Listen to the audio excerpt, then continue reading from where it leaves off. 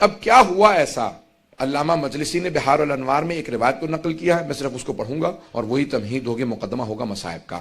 اگر میں پورا پیش کر سکا تو پورا مصائب پیش کروں گا، آج مجھے 40 کے صرف مصائب پیش کرنا ہے کہ کیسے علامہ مجلسی کہتے ہیں کہ ایک عیسائی گزر رہا تھا جو اپنی بیٹی اور بیوی کے ساتھ شام آیا تھا، دمشق آیا تھا، اس کے زادرہ ختم ہو گیا۔ جب سب پیسے ختم ہو گئے تو اس نے سوچا کہ کیا کروں، بادشاہ کے سامنے کوئی تحفہ دوں گا تو وہ اس کے بدلے میں مجھے کوئی انعام دے گا، پیسے دے گا، تو مسلمانوں کے بادشاہ کو کوئی تحفہ دے دیتا ہوں۔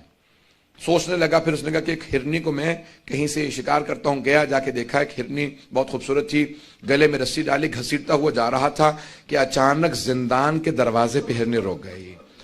اس نے بہت کوشش کی، کہا کہ اتنا زور لگا رہا ہوں لیکن کھینچا نہیں جا سکتا، کھینچتا رہا۔ اچانک اس نے رسی کو ڈھیلا کیا، دھکیلنے لگا، ہرنی بہت تیزی سے زندان کے دروازے پہ آئی، اور علامہ مجلسی کہتے ہیں بہار الانوار میں کہ اس نے فصیح عربی زبان میں کہا السلام علیک یا ابن رسول اللہ۔ وہ عیسائی تھا، پریشان ہونے لگا کہ یہ کیا کیفیت ہے، جانور بول رہے ہیں۔ بڑا پریشان ہو کے آگے بڑھا دیکھنے کے لیے کہ زندان میں کون ہے جسے یہ ہرنی نے فصیح عربی زبان میں سلام کیا۔ تو ایک مرتبہ جب آگے بڑھا تو دیکھا کہ ایک جلا ہوا امامے کا کپڑا ہے کسی کے سر کے نیچے، اور کچھ مستورات بیٹھی ہوئی ہیں، کچھ بچے باقی رہ گئے ہیں۔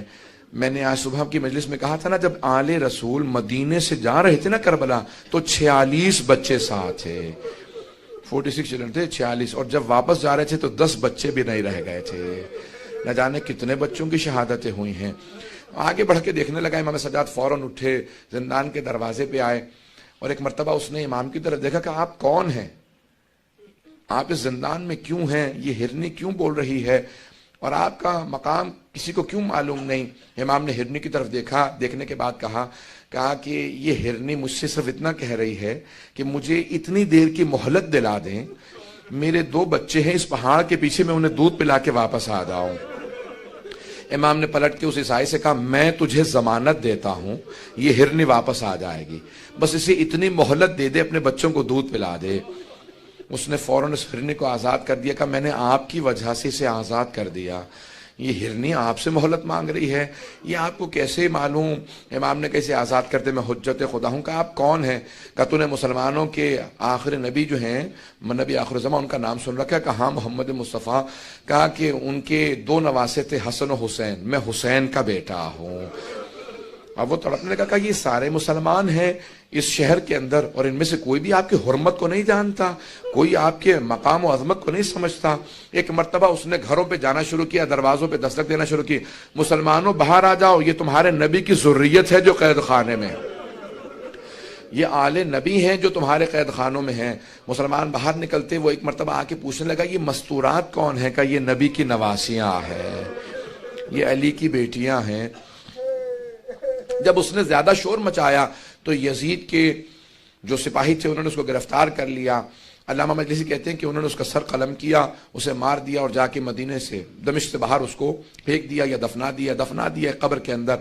جب دفنا دیا تو اس کی بیٹی نے اور اس کی بیوی نے سنا کہ ہمارے شوہر کو کسی قیدی کی وجہ سے مار دیا گیا ہے۔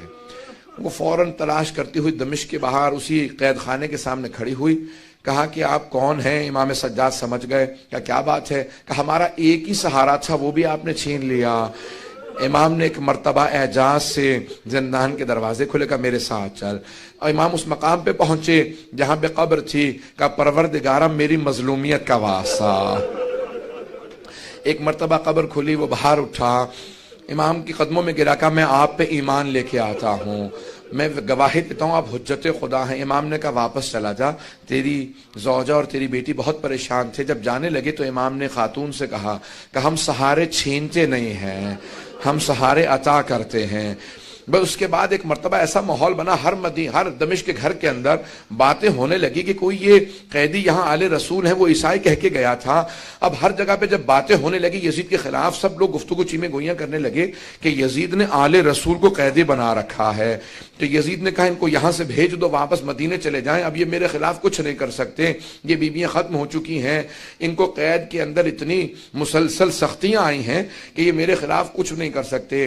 ایک مرتبہ اس نے کہا کہ میں آپ کو آزاد کرنا چاہتا ہوں، میں آپ سے سوال کروں، اگر کسی 2 گروہوں میں جنگ ہو، شرائط وہ رکھتا ہے جو جیتتا ہے، شرائط وہی رکھتا ہے جو جیتتا ہے.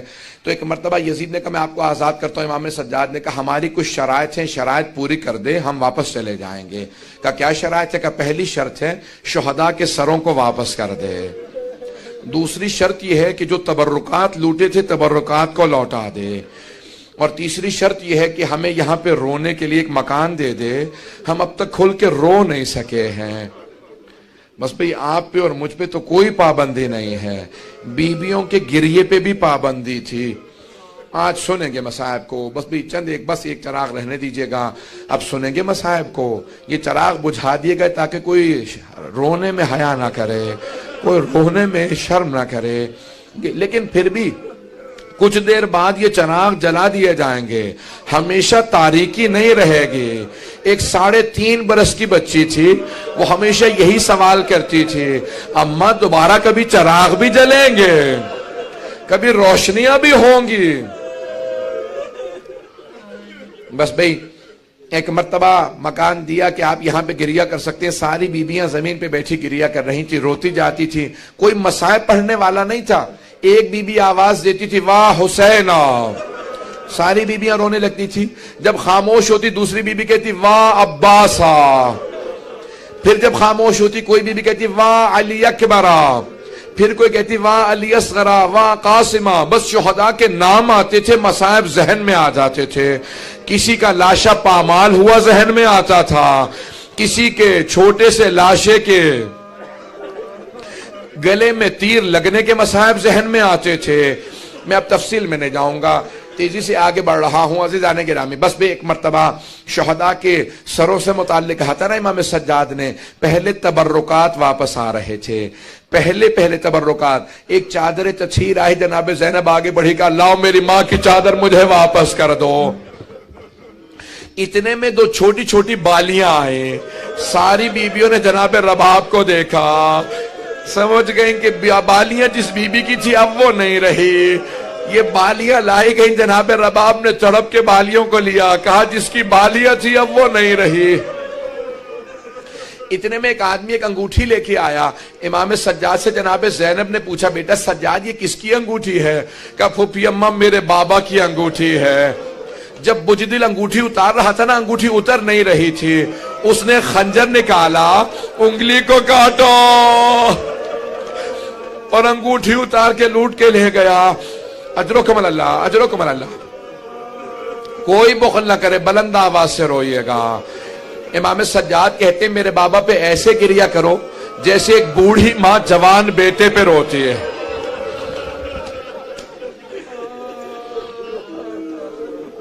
بس بھئی تبرکات کے میں نے سارا چھوڑ دیا مضمون, بہت تیزی سے آگے بڑھ رہا ہوں. تبرکات آ چکے. اب ایک مرتبہ شہداء کے سر واپس آنے لگے. پہلا جو سر آیا بڑا ننھا سا سر تھا. جناب رباب نے اپنے برقے کا دامن پھیلایا, کہ لاؤ علی اصغر کا سر مجھے دے دو. بی بی نے کچھ دیر سر لے کے گریہ کیا, پھر ایک سوال کیا, علی اصغر اب مثلوں کا تنہر, بیٹا کہ تجھ جیسے بچوں کو بھی نہر کیا جاتا ہے؟ بیٹا اونٹوں کو نہر کیا جاتا ہے.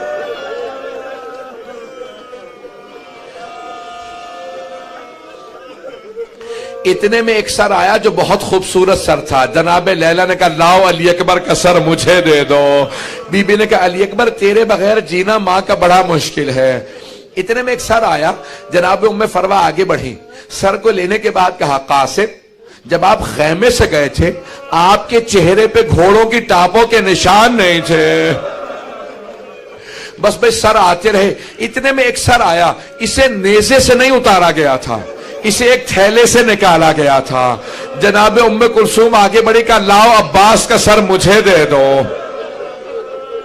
بس بھئی اتنے میں 2 سر اور آئے, 2 سر اور آئے. ساری بیویوں نے جناب زینب کو دیکھا. آپ کے ذہنوں میں مصائب ہے, میں نے اشارہ صرف کرنا تھا. جناب فضہ نے جب اس نے بار بار پوچھا, جناب فضہ نے کہا یہ 2 سر مجھے دے دو, میری آقا زادی کے بیٹے ہیں. کہا بی بی بیٹوں سے ودا تو کر لیجئے. کہا فضہ میں علی کی بیٹی ہوں, صدقہ دے کے واپس نہیں لیتی.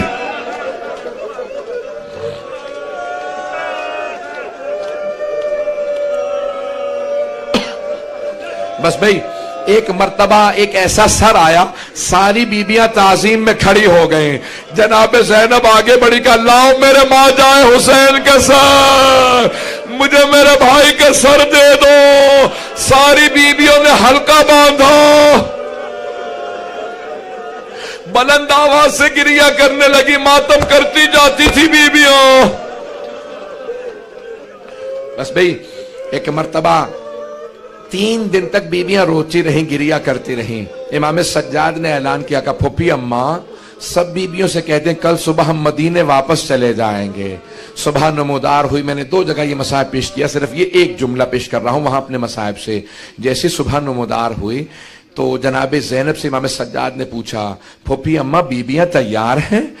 جناب زینب نے کہا بیٹا سجاد سب بیبیاں تیار ہیں، لیکن آپ کی ماں رباب کا کچھ پتہ نہیں ہے، نہ جانے رباب آج صبح سے کہاں چلی گئی ہیں۔ امام سجاد نے کہا پھوپھی اماں مجھے پتا ہے میری ماں کہاں گئی ہے، بیبیوں سے کہیں تیار ہو، راستے سے ماں کو لے لیں گے۔ جب چلے تو جناب زینب نے کہا بیٹا سجاد یہ راستہ تو زندان کو جاتا ہے۔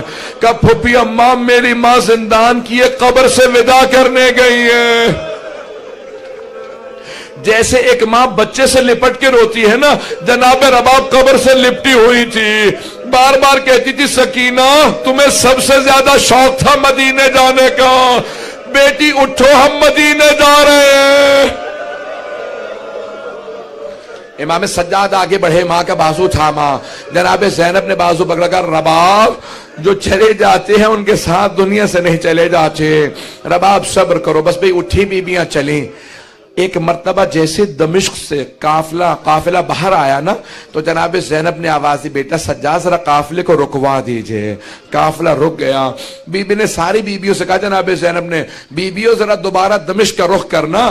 سب بیبیوں نے دمشق کا رخ کیا۔ جناب زینب نے ہاتھوں کو اٹھا کے کہا کہ بیبیوں گواہ رہنا، سکینہ میں چھوڑ کے جا رہی ہوں، بیٹی میں وعدہ کرتی ہوں میں واپس آؤں گی۔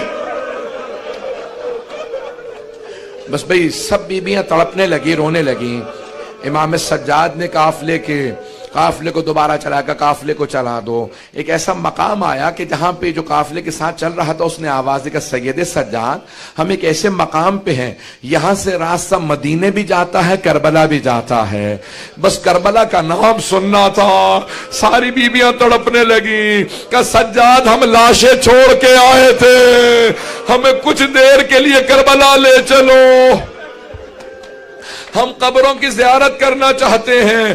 امام سجاد نے کہا ہمیں کربلا جانا ہے۔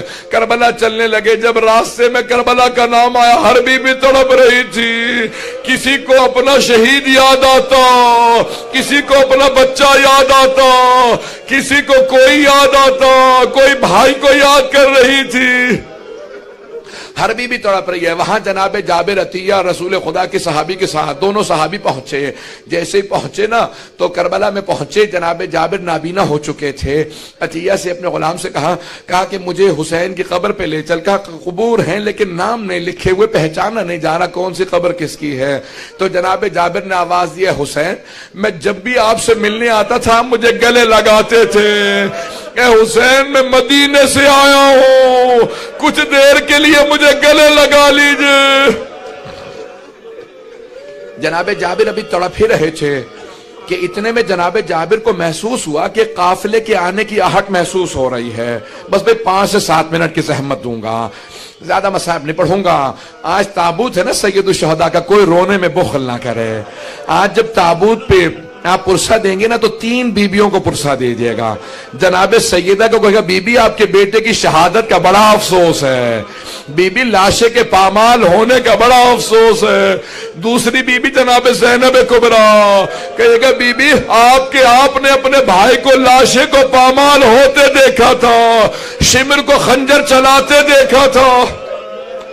اور تیسری کون سی بی بی ہے جسے پرسہ دینا ہے؟ تیسری بی بی جو 3.5 برس کی بی بی، حسین کے سینے پہ سونے والی بی بی۔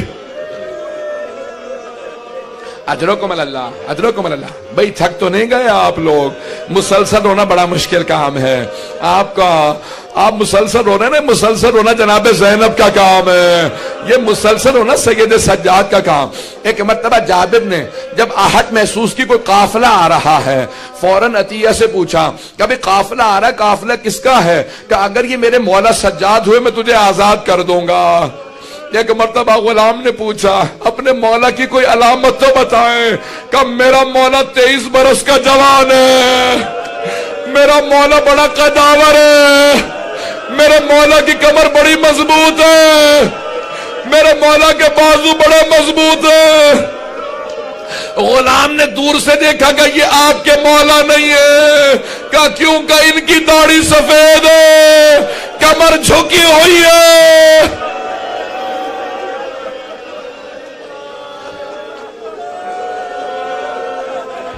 अजरकुम अल्लाह। बस भाई वहां से इमाम सज्जाद फुप्पियों के साथ चलते हुए आ रहे हैं। मैं एक सवाल करूं आपसे, जरा रुक जाइए। आपने देखा खुदा ना खास्ता अगर किसी घर में किसी बुजुर्ग का इंतकाल हो जाए तो सब जाते हैं बेटों को पुरसा देते हैं। इमाम सज्जाद को किसी ने इमाम हुसैन का पुरसा नहीं दिया था। इमाम करबला के बाद से तड़प रहे थे, मुझे कोई गले लगाए, मुझे कोई मेरे बाबा का पुरसा दे।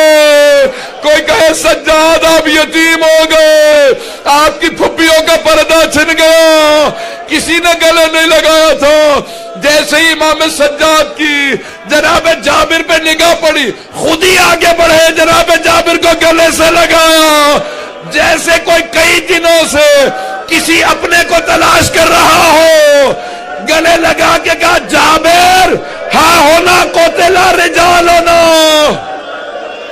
जाबिर इस सरजमीन पे हमारे मर्दों को ज़िबा किया गया। जाबिर मेरे बाबा के लाशे पे घोड़े दौड़ाए, जाबिर मेरी फुप्पियों के पर्दे छिने, मेरी छोटी बहन को तमाचे लगे, जाबिर मेरे गले में तोक था, हाथों में जंजीरें, पांव में बेड़ियों, नबी की नवासियां शराबी के दरबार में गई।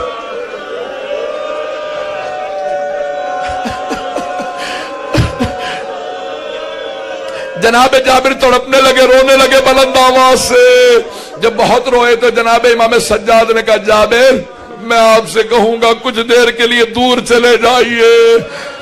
जनाब जाबिर ने कहा मौला मैं तो नाबीना हूं, कुछ देख नहीं पाता, मैं कुछ नहीं देख सकता, अपनी फुप्पियों को बुला ले। मौला ने कहा जाबिर आप देख नहीं सकते, सुन तो सकते, अभी मेरी फुप्पियां बयान करेगी, कोई किसी कब्र पे गिरेगी, कोई किसी कब्र पे। जाबिर जरा दूर चले जाओ, मेरी फुप्पियां बयान करेगी।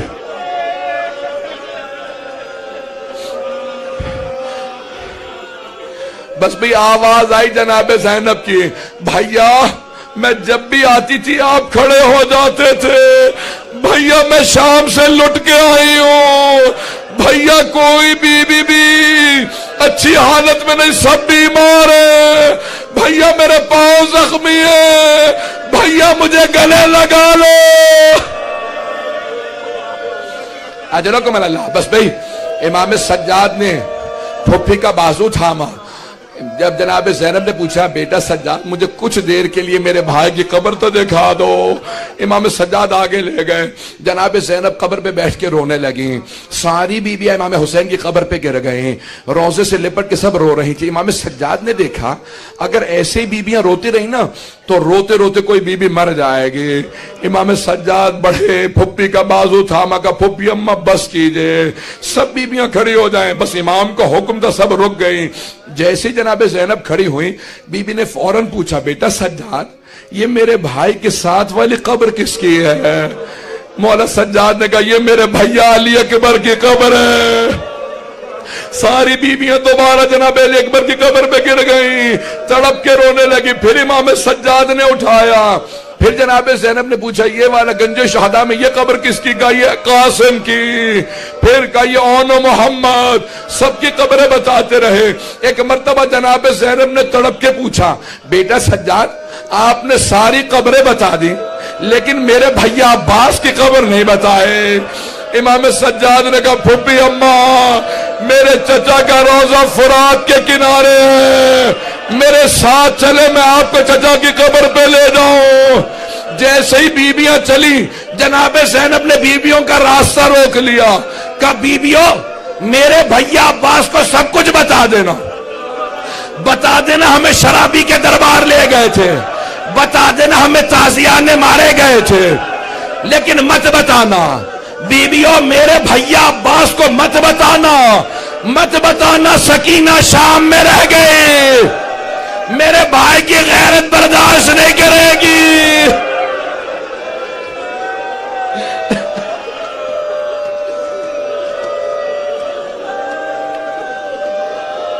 بس بھئی تابوت برآمد ہونے والا ہے، اگر 2 منٹ کی زحمت دوں، اگر سب میری طرف دیکھیں گے تابوت آ گیا، بس بھئی 2 منٹ کی زحمت دے رہا ہوں، سب میری طرف دیکھیں گے تابوت آنے والا ہے۔ ابھی جب تابوت آئے گا نا، وہ حسین جن کا تابوت نہیں اٹھا، امام سجاد جب دفنانے کے لیے کھڑے ہوئے لاشے پہ اتنے زخم تھے، مدینے کا رخ کیا، کہا نانا ذرا میری مدد کیجئے، پھر نجف کا رخ کیا، کہا دادا علی مرتضی میری مدد کرے، جنت البقیع کا رخ کیا ہے چچا حسن مجتبی مدد کیجئے۔ اگر دیکھ سکے کٹے ہوئے گلے کے نیچے رسول عربی نے ہاتھ رکھے، ٹوٹی ہوئی پسلیوں کے نیچے علی مرتضی نے ہاتھ رکھے، قدموں کے نیچے حسن مجتبی نے، جب سب نے مل کے لاشا اٹھایا، امام سجاد قبر میں تھے، جب لاشا لینے لگے ایک بی بی کنارے کھڑی تھی، کہا سجاد ذرا آرام سے لاشا لینا، میں نے چکیاں پیس کے بالا تھا، میرا بیٹا بڑا زخموں سے چور چور ہے۔ ماتم حسین